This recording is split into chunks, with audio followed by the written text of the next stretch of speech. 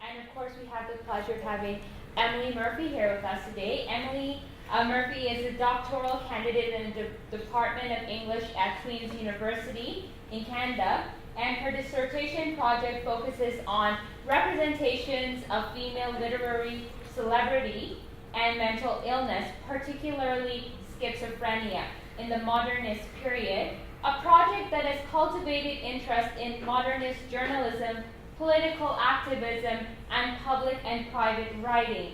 Her most recent article on Samuel Beckett and the afterlife of hysteria is published in English Studies in Canada, and she is co-editing a forthcoming edition on undergraduate pedagogy in digital humanities quarterly with Dr. Shannon Smith. She is also instructor and assistant director of the Digital Humanities Field School at Herstmonceux Castle, and has taught digital humanities methodologies at the Digital Humanities Summer Institute and the British Library Digital Scholarship Training Program. Finally, she is a doctoral fellow with the Canada and the Spanish Civil War Project, directed by Emily Robin Sharp and Barb Boutour. So without any further ado, now Emily. Thank you, and thank you very much everybody for coming to this session. I'm reading this paper as one member of a two-person teaching and research team in the Digital Humanities Field School at the Bader International Study Center at Herstmonceux Castle, which is an anglicized French word, and therefore even the locals don't know how to pronounce it. So my co-author, Dr. Shannon Smith, acts as program director and instructor for the field school, and I'm assistant director and instructor. And our perspectives on the role of undergraduate education in DH draw from our experiences developing and instructing the field school over the past 2 years. So if you attended this morning Diane Jakaki's fantastic keynote, you'll notice that my paper treads some serendipitously similar ground, albeit not as eloquently or as thoroughly. I hope that this unexpected overlap will prove productive and will generate a rich discussion on topics that we've already had some opportunity to explore today. So I want to take a second to give a kind of roadmap of my talk, and to briefly detail the context for some of the terms that I'll be using. First of all, I'm interested in undergraduate digital humanities pedagogy, and as Diane's talk went over this morning, digital humanities pedagogy is probably a subset of what we understand to be digital pedagogy.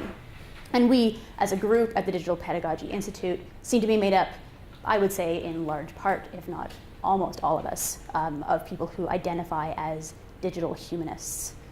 In yesterday's introductory remarks and in the keynote, we heard about compelling uses of student data and metrics in the classroom. Digital pedagogy will be primarily interested in these truly compelling applications of digital technology. Digital humanities, by contrast, as I understand it anyway, is interested in critical methodologies that use many of these same technologies, but allows for criticism of the tools, technologies, and data structures themselves as an integral part of the critical methodology. So my title for this session is Productive Failure for Undergraduates: How to Cultivate Undergraduate Belonging and Citizenry in the Digital Humanities. And the terms failure and belonging, to me, don't sound like obviously related concepts.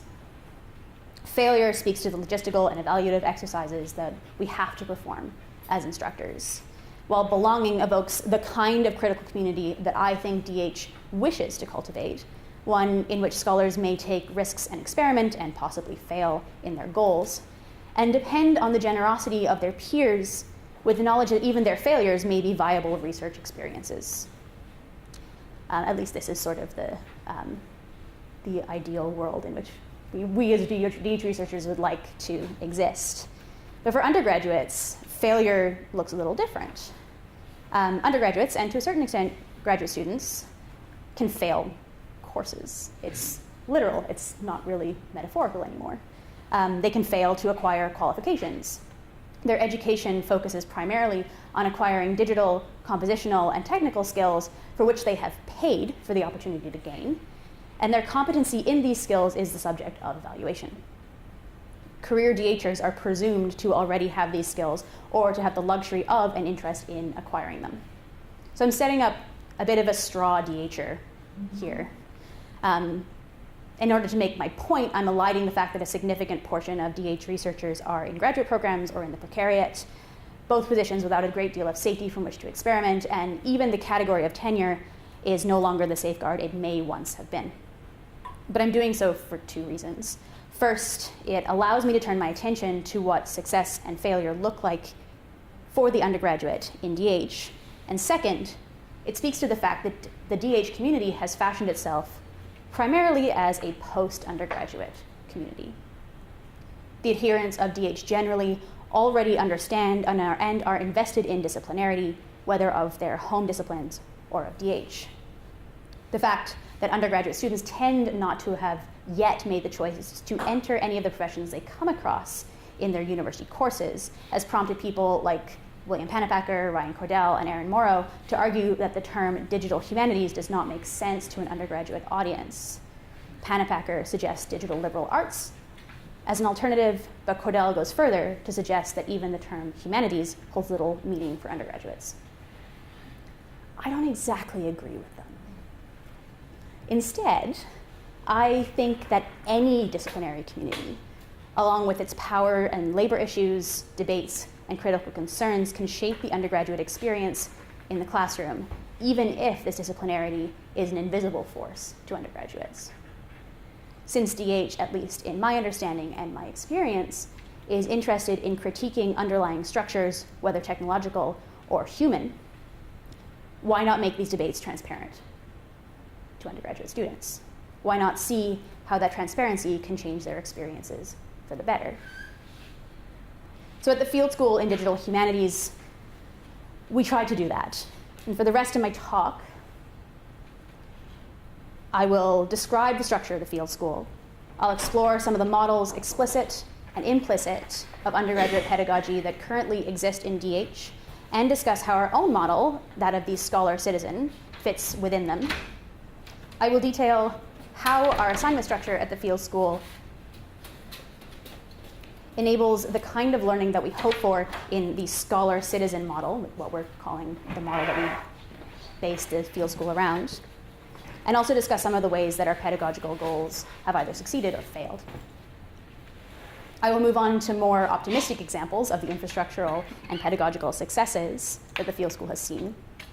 And finally, I'll conclude by exploring the limitations of our theoretical model. So the Field School is a 6-week intensive program that consists of 2 half-year course credits designed to introduce undergraduate students to the digital humanities. Through accredited courses that count towards their degrees, students participate in making, primarily using TEI technologies, and in critical engagement in both scholarly and popular digital culture. Content delivery occurs in classroom spaces and through academically integrated experiential learning opportunities or field studies, guest talks from the UK and North American DHers, and community-organized events. After students complete the intensive Field School, students are eligible to apply for a 1 to 2 term paid assistantship with Queen's Special Collections Libraries, in which they continue their DH training by taking ownership of a small-scale digitization project that aligns with priority areas in special collections. The aim of the assistantship program is to provide undergraduate students with an introduction to the field comprised of a DH-oriented skill set, the aim of the entire package, the Field School plus the assistantship, comprised of a DH-oriented skill set, an informed critical perspective on digital culture, and an application of that perspective to real research needs at their university. So the metaphor that drove our theoretical approach to the Field School was that of the scholar-citizen. The scholar-citizen is one of multiple metaphors that persist in DH, approaches to pedagogy, and we sorted through at least two others before arriving at the scholar-citizen. The first of these is the ever-persistent digital native, which Diane also addressed this morning. The second is the apprentice research assistant model. And I'm going to explore the other two as a way of framing the scholar-citizen. Much of the discussion of the undergraduate and the digital maintains what I see as a really problematic sticking point on the concept of the digital native. Mark Prensky's infamous characterization of the new generation of learners For example, when John Unsworth and Patrick Svensson envisioned the graduate student who learned to do research with digital tools, they rely on the trope of the digital native undergraduate student who preceded the graduate student. And scholarship skeptical of this discourse has asked questions like, digital natives, where's the evidence? Maintaining the validity of the digital native as a critical category. Scholarship on the relationship between the undergraduate and the digital is more concerned with questioning whether digital native is an accurate characterization of the skill set of the undergraduate student, than with turning attention towards the metaphors we use to articulate belonging in the digital, native and immigrant. In fact, I think that digital native produces a kind of mystification of the role of the undergraduate in digital pedagogy broadly and in DH more narrowly. So while I think that scholars are correct to say that the digital native does not apply to their students, and this has certainly been my experience, and Diane's as she expressed this to us this morning, I think that the damage of this discourse is more profound. It prevents us from analyzing exactly what the undergraduate's relationship is to the digital and their potential relationship to the digital humanities. So at its core, the metaphor of the digital native is about belonging and exclusion. It is spatial, communicating movement amongst communities of users or non-users. It's national, communicating naturalized or selected belonging, and to some extent, it's racialized, communicating that belonging can be a condition of birth into the digital. In fact, this problematic racialized but depoliticized discourse has been laid bare recently with the #DigitalNatives project on Twitter, led by Lauren Schiefelk and @ColorCriticism. If the digital native has been one of the dominant and explicit buzzwordy metaphors by which we discuss the undergraduate and the digital, then the metaphor of the apprentice research assistant has been a more implicit one.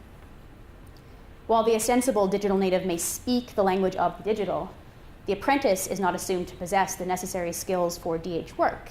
Instead, she learns skills within the hierarchies and economies of the project. In this second model, the undergraduate student's typical first exposure to DH is as the necessary laborer in faculty-led research projects.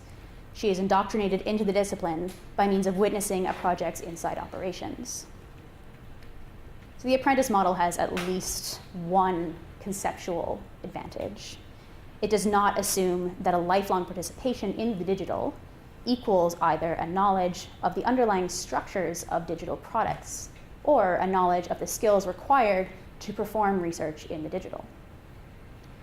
The apprentice model, unlike the digital native model, retains a useful distinction between the digital and the digital humanities, recognizing one as a cultural phenomenon and set of products, and the other as a discipline. However, the apprentice model figures the power relationship of digital research differently from the assumed power relationship of naturalized digital knowledge possessed by the digital native. In Prensky's problematically depoliticized formulation, nativeness retains the locus of power due to its assumed naturalized knowledge. The apprentice model, despite its emphasis on praxis and self-directed learning, reinforces a conventional academic distribution of power between mentor and apprentice, assuming that the researcher's critical knowledge is something to be shared with the apprentice in a top-down relationship. The apprentice model likewise communicates a kind of community, but one that has more to do with induction into a profession, the apprentice-teacher model as a kind of economic transaction. If belonging is important to DH research communities, and I believe it is, then the economic metaphor doesn't quite seem to fit. A third metaphor is the scholar-citizen, which is latent in the culture of the DH pedagogical field. So imagining undergraduate membership in the DH field as a form of citizenship offers us a way of thinking about issues that arise as a result of interdisciplinary collaboration, namely those associated with labor and intellectual property. The development of project charters and documents such as the Collaborators' Bill of Rights, it was developed in 2011, are demonstrative of the centrality of the citizen metaphor in our understandings of DH research. And in fact, the fact that the Student Collaborators' Bill of Rights by the UCLA Digital Humanities Program was so widely and enthusiastically circulated earlier this summer attests to how the DH community already implicitly extends its understandings of belonging to undergraduates. So I propose that the metaphor of the scholar-citizen is a particularly appropriate way of modeling undergraduate pedagogy, as it responds to some of the tensions that exist in the previously discussed formulations. That is, a metaphor of citizenship allows for belonging to be gained. In the digital native formulation, a digital immigrant can never become a native. In the apprentice research assistant model, a student gains skills through collaboration but does not necessarily gain belonging in a community. In a scholar-citizen model, a migrant to the digital can become a DH citizen. She can gain skills and community. We identify 4 aspects of DH scholarly citizenship in our pedagogy, and I'm explaining these aspects as they relate to the field school. First, the structure of the field school program works to acknowledge the local identity of the student. Undergraduate students migrating to the DH field bring with them skills and methodologies from their home disciplines. And these are used as a starting point for the acquisition of DH skills and DH-inflected critical perspectives. Second, the Field School's Visiting Fellow program, in which we invite field experts, cultural heritage workers, and members of the public to speak about digital projects, works to break down academic and generational divides by regularly bringing undergraduate participants into contact with a range of DH practicing and DH-adjacent researchers, and with those whose cultural heritage is the subject matter of DH-type practices. Third, we attempt to allow students to retain intellectual control over the work they produce in courses. Whether or not it will be added as an accredited contribution to an affiliated DH project, for example, is at the student's discretion. The attempt to do so, incidentally, has exposed some of the fuzzy and frustrating aspects of intellectual property and undergraduate work at our university. Fourth, a partnership with Queen's University Libraries and Special Collections provides paid positions in which students may extend their DH skills in an environment that explicitly values their labor. Fifth, that students should have the opportunity to develop their own DH networks and find their own community within DH. The requirement that student assistants also apply for a Haystack scholarship alongside their assistantship attempts to offer access to such communities. So if we're to talk about the assignments that we put together for the field school, we've tried to shape the assignments of the field school around these 5 aspects of the scholar-citizen model, and I will discuss how we structure those assignments around just a couple of these aspects. So the first of these is the recognition of the student's local identity, emphasizing the heterogeneous nature of both our classroom and the undergraduate student population. In our experience, the students' entry into DH has thus far been from a variety of different disciplines, with participants coming from the humanities in English literature and history, as well as other disciplines like film, psychology, politics, tourism, and chemistry. In response to this heterogeneity, we've endeavored to create instructional space that recognizes and respects this component of the student's local identity. So one example of an assignment is the presentation that students in the 2015 field school prepared as part of their participation in a one-day symposium with a local charity. Co-organized by the Digital Humanities Field School and the Hastings Pier charity, Hastings Pier, the People's Pier, the symposium brought together the field school students and the charity's project developers and engineers to discuss the digital popular memory archive being assembled as part of a government-funded restoration project of a Victorian pleasure pier on the English South Coast. So you notice in the picture that I have up here that it's decidedly not Victorian. The Hastings Pier was used as a pretty awesome music venue, apparently all through the 70s and into, I think, the 80s, and then it burned down. So the People's Memory Projects is about gathering memories of people who are currently alive and who have a local investment in the actual rebuilding of the pier. So students' presentations detailed a range of possible digital projects that the charity could undertake using assembled archival resources in order to provide a public-facing digital presence for the physical site. In doing so, not only did the students draw on class discussions of digital archives, DH project management, metadata, citizen scholarship, and folksonomics, and folksonomies, but they also found valuable one student's previous degree work in tourism and his experience developing a digital platform for the crowdsourced writing and rewriting of public histories.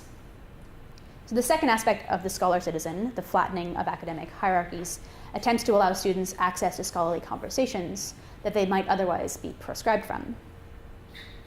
In the field school, we have attempted to challenge generational divides by fostering opportunities for scholarly conversations between undergraduate students and established DH and DH-adjacent scholars. Imperative to this is providing students with the necessary tools and vocabulary to participate as scholars in their own right.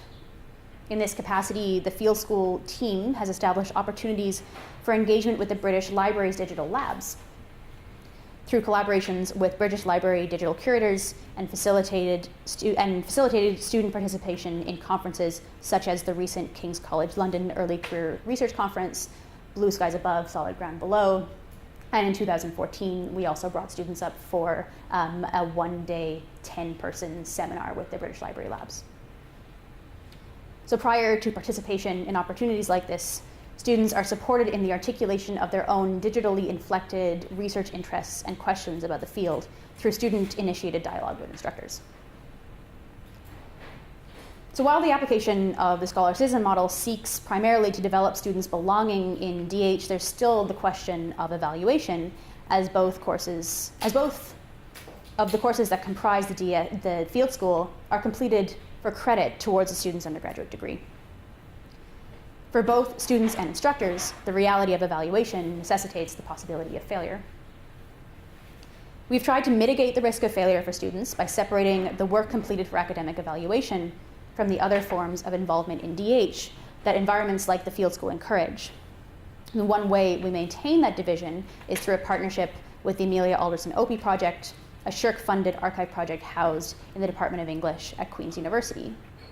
So the Opie Project is devoted to exploring the life of an early 19th century female writer, Amelia Alderson Opie, and by providing the primary material, namely letters written by Opie and her close circle of friends, the Opie Project helps to facilitate the field school students' instruction to TEI markup language. Students select an object from the project's holdings, and this object becomes the center of an individual DH markup microproject. So in the process of completing this project, students gain familiarity with TEI in an oxygen editing environment, a technology that we've chosen as it lays bare minute encoding decisions, but remains relatively accessible. Students are also expected to display familiarity with attendant debates and discussions about the practice of digitization and scholarly editing. The end result is an XML representation of the student's chosen object, marked up in accordance with an optionally customized schema. Accompanying this XML document is an editorial statement that provides scholarly justification for the editorial decisions made in the course of rendering the object in a digital space. Distinct from student work that is contributed to a larger project with or without attribution, the microprojects are designed as standalone entities, complete with an account of how the student understands her intervention into a single object. Future plans for student projects to be integrated into the OP project seek to retain the individual and idiosyncratic nature of the microproject at the student's discretion. And this decision is one that I think is going in a slightly different direction than a lot of other encoding projects. We're trying to preserve the idiosyncrasy and individuality of students' intervention into digital objects. So if we've chosen to separate community belonging from the possibility of failure, and I'm not entirely sure that this choice is consistent with our pedagogical model, we haven't eliminated risk. No students have actually received a failing grade in the field school, and the small class sizes, it's been 4 or 5 students each summer. And our ability to respond with agility to student needs have been a great help in this respect. However, there have been widely varying levels of success in the final TEI project. One trend is that students are able to reiterate, synthesize, and even analyze theories of digital editing, but they're not able to apply these theories in the quite detailed work of encoding. While they have the skills for argumentation in prose, they do not necessarily gain competency in some primary DH critical mechanics. Some of this failure, not actual failure in the course, but I think failure to communicate some of the skills on which they are eventually evaluated, can be attributed to the short-term length. It's only 6 weeks. And some of it we can attribute to a natural variation in student aptitudes. In fact, I have a hunch that what happens in most DH classrooms in which certain students do not display the skills for technical and critical practices is that we just say, student X just isn't a DHer. As easily as we would say student Y is not a mathematician or an engineer or a cultural critic. But the discourse of belonging and citizenship in DH seems to warn us against this. This is a persistent problem in the way I think through undergraduate belonging. Do students who do not gain skills lose access to a critical community? Should they? Does DH pedagogy have a mechanism by which we can contend with a student who fails? What are the criteria for entry into DH? Is a DHer truly defined by a sense of curiosity and experimentation, as some would argue, or is she defined by skill? My attempts to sort through undergraduate pedagogical issues have led me to that big, old for DH question, who's in and who's out? I'm not sure that I have an answer to these questions, and I have a feeling that by asking them, I'm exposing the limits of the citizenship metaphor. So I'm going to talk about some of the successes, particularly the successes that we've had with the scholar-citizen model, hopefully in a way that will allow me to access these questions from another angle. So the student assistantship program has formed a linchpin in the success of student learning associated with the field school. The assistantship has been as a single semester program for one student in the fall of, it began as a single semester program for one student in the fall of 2014, sponsored by Queen's University Libraries and by Special Collections. After that first semester, we extended the program when it became clear that a single semester would not allow sufficient time for the student's proposed project. In this upcoming year, the generosity of the library and Special Collections has doubled the program, and with the funding and support available for 2 students in each semester. In order to preserve the sustainability of the program and to integrate it into the undergraduate experience at Queen's across the disciplines, supervision for the program will be shared by the Special Collections curator and by subject matter specialists from across the humanities, with digital humanities consultation by the directors of the field school and some technical support from the IT department in the library. From an infrastructure and sustainability perspective, the growth of the student assistantship is heartening. DH undergraduate research has thus far been the most successful area of growth and community creation in DH at Queen's University. As the student assistantship program has only run for 1 year, we have not had much time to gauge its impact on undergraduate students. However, one particularly exceptional student helps to bolster some early optimism about the impact of the program. That student is at this conference, and I've told her she can absent herself if she doesn't want to hear me gush about her. So a former student of the field school, Tiffany Chan, held an assistantship in the 2014 to 2015 academic year, producing robust metadata for an underutilized library collection of 19th century stereoscopic photographs. Alongside her metadata work, Chan curated and researched a small number of stereoscopic photographs to be featured in a virtual exhibit housed on the Queen's University Library site. So this is actually the URL for that exhibit.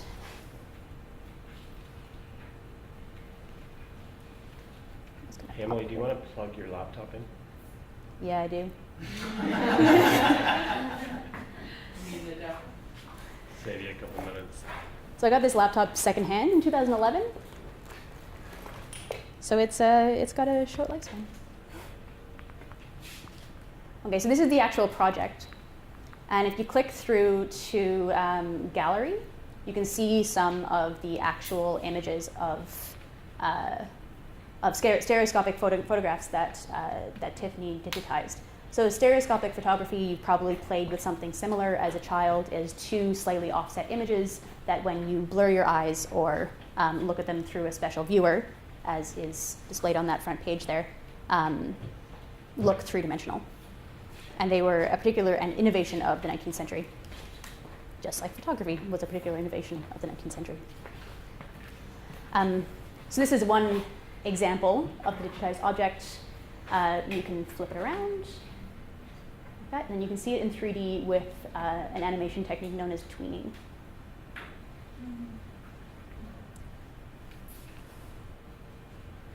So you'll see from the exhibit that Chan's project is extremely thorough. She's provided references to materials available in the Queen's Library, so I'm going to go on that guy.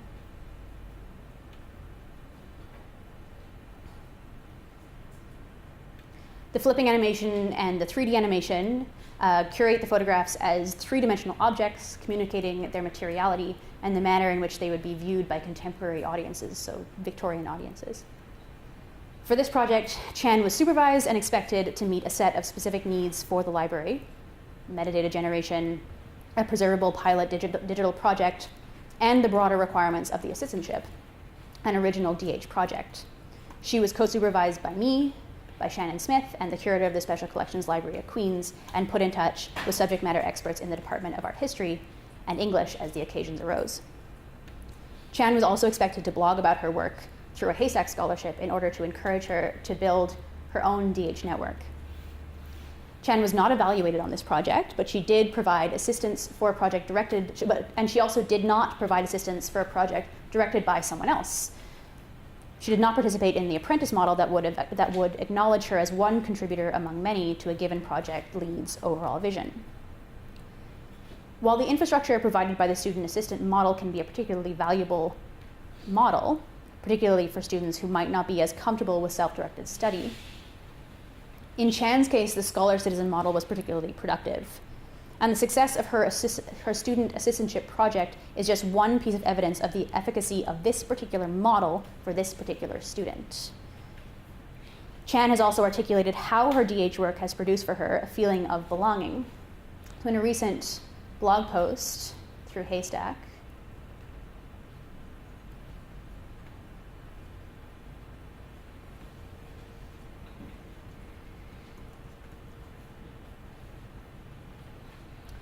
Chan details the way that undergraduate students who are integrated into the Queen's DH community develop hard skills like metadata and archival work and web development at the same time that they are given an opportunity to apply soft skills in context outside of class so as better to understand how they transfer.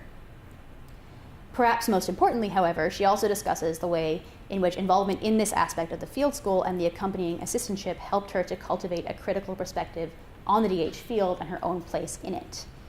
Chan writes, "The traces of my intersecting communities are everywhere, all over my project, in and between every line of this blog post, and churning in the back of my mind.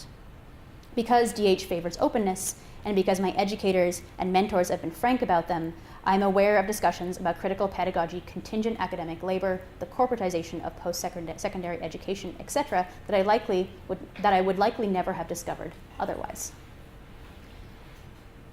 So I should say this was unprompted by either of her instructors, this blog post. And in it, Chan articulates her role in the digital humanities and in her education more generally as one of awareness and knowledge, of critical perspectives, of a specific local subject position, all aspects of the scholar-citizen model on which we had attempted to shape the pedagogical approach of the field school. So Chan's continuation of what might be read as the scholar-citizen model into her developing career speaks to some of the ways that this model can facilitate an expansion of the role of the undergraduate beyond the classroom and even beyond the limited term research project. As Chan begins to shape her own career, she is sustaining a quite remarkable interest in the role of undergraduate students in research. Alongside another undergraduate student from Davidson College, Andrew Rickard and Chan have founded the Undergraduate Network for Research in the Humanities, through which they hope to address the lack of cross-institutional support for undergraduate research in the humanities. As Chan begins graduate school in the University of Victoria in a few weeks, she understands her continued commitment to building undergraduate networks as part of her future career, in which she hopes to build what we, at the moment, would term an ALTAC career. At least last time I talked to her, this was the plan, in libraries, research, and undergraduate advocacy. Her collaboration with Rickard and other students attests to the resonance of self-supporting cross-institutional communities amongst undergraduates. While we, as instructors and supervisors, attempted to provide Chan with access to DH networks through the Haystack Scholarship, the networks that she built on her own have proven immensely more useful for her career. In her more concrete contributions to DH, which I think you should all go take a look at because I think it's really cool, Chan has independently produced a project resource for undergraduate students entitled "How Do They Make That for Undergraduate Projects?", which might sound familiar because it's modeled after Miriam Posner's own "How Did They Make That?". The project includes screencasts of undergraduate projects, listing the technologies used to make the featured projects, resources for those technologies, and alternative technologies that could accomplish similar tasks. Chan's goal is to showcase undergraduate projects to undergraduates, but she has incidentally produced an extremely useful teaching resource, demonstrating to instructors what engaged undergraduates can reasonably be expected to accomplish for a university project. Her contribution has the potential to shape the projects by which students may be evaluated and to encourage instructors who may not otherwise have chosen to allow digital projects in their classroom. So Chan is a strong, imaginative student in whom it is easy to recognize a great deal of the positive qualities that DH wishes to claim for its own and which it actively seeks to cultivate. She has flourished within the scholar-citizen framework that the field school has modeled itself on, but her successes are her own. And the field school can hardly claim that it has found a model that can make a consistent impact on its students, or that it has affected systemic change in the way that undergraduate students are taught and encouraged to participate in DH research. We simply don't have a large enough sample set, and Chan may well just be an exceptional student. But it is this exceptional quality that allows me to return to the question of the limit of the scholar-citizen model. That is, it seems like citizenship and belonging depend on a kind of engaged participation that is rare. This is a criticism that we may launch at many of the optimistic political science definitions of democracy, in which individuals each have a voice and a vested interest in a system, and in which apathy is destructive to citizenship. I kind of have Habermas ringing between my ears at the moment. Our application of the term citizen to undergraduate students in DH is a conscious one and a hopeful one. However, we're also conscious of its limitations. In addition to the model's reliance on exceptional and engaged individuals, we are also aware of just how challenging it can be to attain citizenship, and that citizenship can also be a function of a certain kind of privilege. The attendees of the field school are privileged in very real-world, non-metaphorical ways. In terms of physical access, the program runs during an optional third term in the Canadian academic year. It runs in a school where there aren't co-op programs, where almost all of the students at Queen's University are not in classes at that time. It's not necessarily logistically or financially accessible to a lot of Canadian students to go over to the UK to take this course. The necessity of aligning the program's budget model with institutional requirements means that a program cost can exclude interested participants, as only a portion of it can be offset by a limited range of needs and merit-based funding opportunities. In fact, one of our own infrastructural failures has been our inability to secure meaningful bursaries and financial assistance to students who might be interested to come, and we have fairly concrete evidence that financial barriers have prevented some students from joining the program. We remain ever aware of how the program exists in a sphere of privilege, perhaps best symbolized by the campus's main academic building, a 15th century English castle. Though the field school endeavors to afford undergraduates agency in the field, it must also continue to be critically aware of and accountable for its position and inheritance. As part of that inheritance, the field school's content retains a Eurocentric focus and reaches a largely North American student body that provides only limited exposure to the wealth of criticism emerging from a global DH landscape. One of our own failures, again, has been to find compelling ways of teaching non-Eurocentric and non-North American forms of DH. As we wish to subject a citizenry model to the same scrutiny that we gave the digital native model, we're aware of how such a community-oriented model of engagement might privilege social compliance over individual agency, and additionally can act in service of a neoliberal discourse that has utilized the language surrounding creative practice and scholarly practice for its own purposes.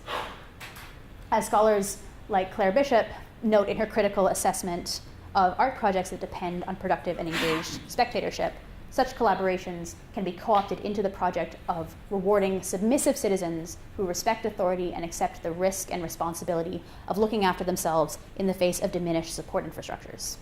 Sounds familiar? Bishop's warning is instructive for the idealistic models of participation we envision for undergraduate DHers, models that rely on what can be markers of exactly this neoliberal subjectivity. Further scrutiny along these lines only leads us to ask, what is the remedy to this place of insistent privilege from which we conduct this pedagogical exercise? We attempt to model a pedagogy that thinks of our students as social, political, and ideological subjects, as scholar citizens, a model that shifts, if only slightly, the metaphors of belonging we apply to undergraduate participation in DH. We hope that this model will continue to push us to challenge the underlying assumptions of our pedagogy in recognition that these moments of difficulty and discomfort, and a willingness to account for them and critically examine them, can help to render discourses of belonging in the digital humanities more accountable for those who are the subject of them. Thank you.